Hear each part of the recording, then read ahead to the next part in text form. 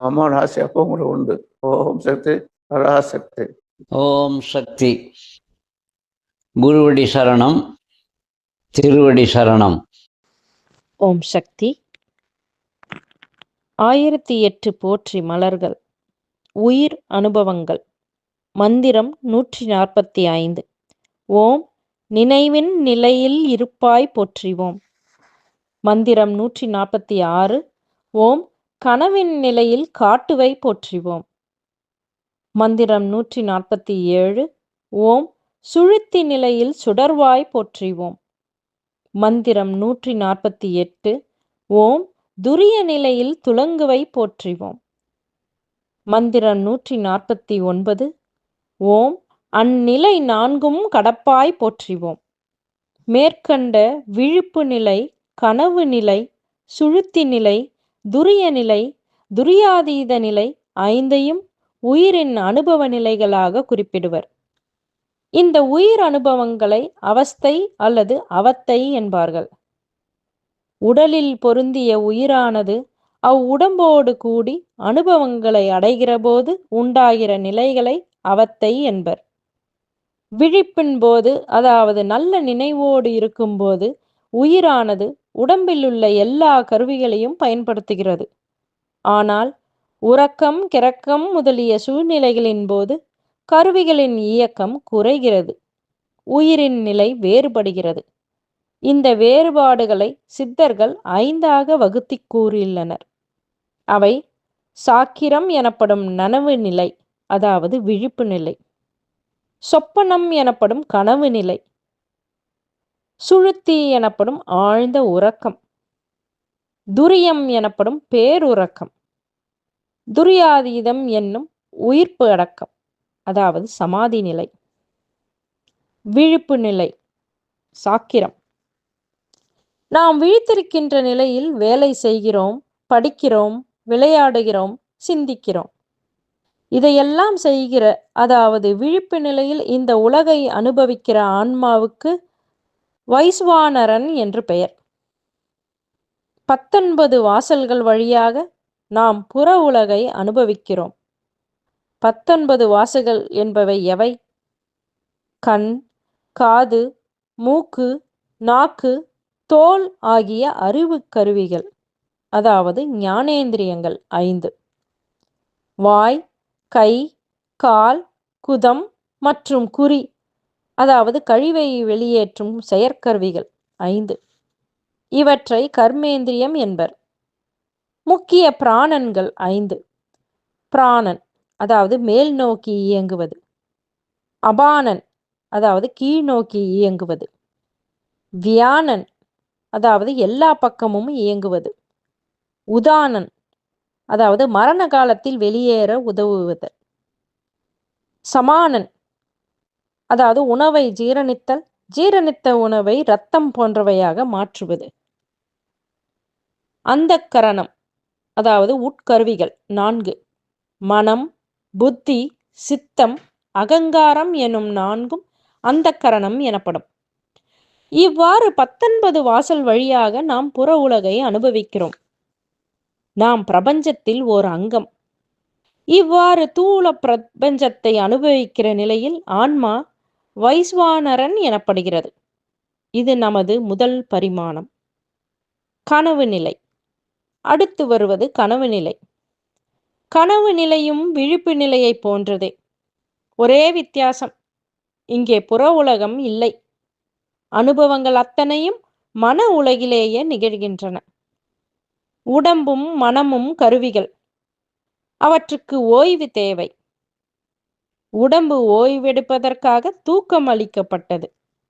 ஆனாலும் அப்போதும் மனம் தொடர்ந்து செயல்படுகிறது. ஆனால் நாம் புற உலகை உணர்வதில்லை. ஏனெனில் புற உலகை உணர்கின்ற உணர்வு மனம் தூக்கத்தில் ஆழ்ந்துவிட்டது. ஆனால் ஆழ்மனம் என்ற ஒன்று விழித்திருக்கிறது. அந்த ஆழ்மனம்தான் ஒரு புதிய உலகத்தை உருவாக்கி காட்டுகிறது. அதுவே கனவு. அங்கே தேர் இல்லை, இழுக்க மிருகங்கள் இல்லை. அங்கே இன்பம் இல்லை, களிப்பு இல்லை. அங்கே குளம் இல்லை, நதிகளும் இல்லை. அவன், அதாவது ஆத்மா, அனைத்தையும் உருவாக்குபவன் என்று கனவுலகத்தை பற்றி பிருகதாரண்ய உபநிடதம் கூறுகிறது. உடம்பும் உணர்வு மனமும் ஓய்வெடுக்கும் போது ஆழ்மனம் செயல்படுகிற நிலை இது. மனம் இங்கே தனக்கென்று ஓர் உலகை உருவாக்கி இன்ப துன்பங்களை அனுபவிக்கிறது. கனவுலகை அனுபவிக்கிற நிலையில் ஆன்மா தைஜஸ் எனப்படுகிறது. இது நமது 2ஆம் பரிமாணம். சுழுத்தி நிலை. ஆசைகளோ கனவுகளோ எதுவும் இல்லாமல் ஆழ்ந்து தூங்குகிற நிலை ஆன்மாவின் 3ஆவது பரிமாணம். இந்த நிலையில் அனுபவங்கள் எதுவும் இல்லை. உணர்வுகள், அதாவது பர்செப்ஷன், எல்லாம் திரண்டு ஒரு திரளாக உள்ளது. அதனால் விழிப்பு மற்றும் கனவு நிலைகளின் வாசலாக உள்ளது. ஆத்மா இந்த ஆழ்ந்த தூக்கத்தில் பேரானந்தத்தை அனுபவிக்கிறது. ஆழ்ந்த தூக்கத்தில் விழிப்பும் இல்லை, கனவும் இல்லை. தூங்கி எழுந்த பிறகு நேற்று நன்றாக தூங்கினேன், மிகவும் ஆனந்தமாக இருந்தது என்று கூறுகிறோம். இவ்வாறு இத்தகைய தூக்க நிலையை அனுபவிக்கிற ஆன்மா பிராஞன் எனப்படும். ஆன்மாவின் 3ஆம் பரிணாமம் இது. துரிய நிலை. விழிப்பு நிலை, கனவு நிலை, சுழுத்தி நிலை அனுபவங்கள் எல்லாருக்குமே கிடைப்பவை. இவற்றை உணரவும் முடியும், பிறருக்கு உணர்த்தவும் முடியும். 4வது உயிர் அனுபவம் ஒன்று உண்டு. அது துரிய நிலை அனுபவம். யோக பயிற்சி மேற்கொண்டு வெற்றி பெற்ற யோகிகட்கு கிடைக்கிற அனுபவம் அது. அதனை துரியம் அல்லது துரிய நிலை என்பர். அது ஆன்மாவின் 4வது பரிமாணம். துரிய நிலை பற்றி முண்டக உபநிடதம் கூறுகிறது. அது அகமுக நிலை, புறமுக நிலை இரண்டும் சேர்ந்தது. அது உணர்வு திரண்ட நிலை. இன்னொரு வகையில் அது உணர்வற்ற நிலை. அதை காண முடியாது. அது செயல்களற்றது, புரிந்து கொள்ள முடியாதது, சிந்தனைக்கு அப்பாற்பட்டது, விளக்க முடியாதது, ஆன்ம உணர்வால் மட்டுமே அறியக்கூடியது. பிரபஞ்சம் மறைந்து அமைதி நிலை உடையது, மங்களமானது, இரண்டற்றது. அதுவே ஆன்மா. அதையே அறிய வேண்டும் என்கிறது மாண்டூக்கிய உபநிடதம். சைவ சித்தாந்தம் கூறுவது, விழிப்பு நிலையில் உயிரானது புருவ மத்தியில் நிற்கும். கனவு நிலையின் போது உயிர் கழுத்தின் அருகில் நிற்கும். சுழுத்தி நிலையில் அவ்வுயிர் இதயத்தில் நிற்கும். துரிய நிலையில் அதே உயிர் உந்தியில், அதாவது நாபியில் நிற்கும் என்கிறது சைவ சித்தாந்தம். சுழுத்தி என்பது கனவுகளே இல்லாத உறங்கும் ஆழ்ந்த தூக்கம். ஆன்மா அந்த நேரத்தில் ஆனந்தமனமான நிலையில் இருக்கிறது. அதுதான் ஆன்மாவின் இயல்பு. அந்த இன்பமும் ஆனந்தமும் விழித்தவுடன் மறைந்து போகிறது. உலகியல் எண்ணங்கள் வந்து ஆட்கொண்டு விடுகின்றன. அந்த ஆனந்தத்தை நாள் முழுதும் அனுபவிக்குமாறு தயார்படுத்தி கொள்ள வேண்டும் என்பார் ரமணர். துரிய நிலை அனுபவமும் துரியாதீத அனுபவமும் ஒரு யோகியால் மட்டுமே உணர்ந்து அனுபவிக்கத்தக்கன. அது சமாதி அனுபவம். சமாதி 2 வகை: விகல்ப சமாதி, நிர்விகல்ப சமாதி.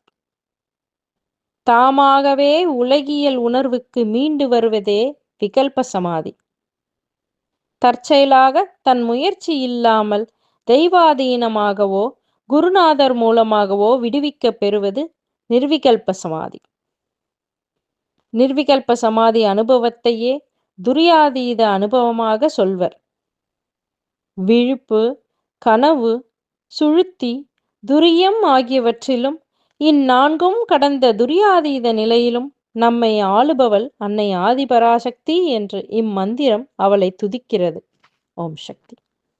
ஓம் ஓம் சக்தியே. ஆன்மீக குரு அருள் திரு பங்காரொடிகளார் அவர்களின் திருவடிகளே சரணமம்மா. மேல்மருவத்தூர் சுயம்பு அருள்மிகு ஆதிபராசக்தி சித்தர் பீடத்துடன் இணைந்திருங்கள். பெல் ஐக்கனை கிளிக் செய்து புதிய காணொளிகள் பற்றிய அறிவிப்புகளை உடனுக்குடன் பெறுங்கள். ஓம் சக்தி.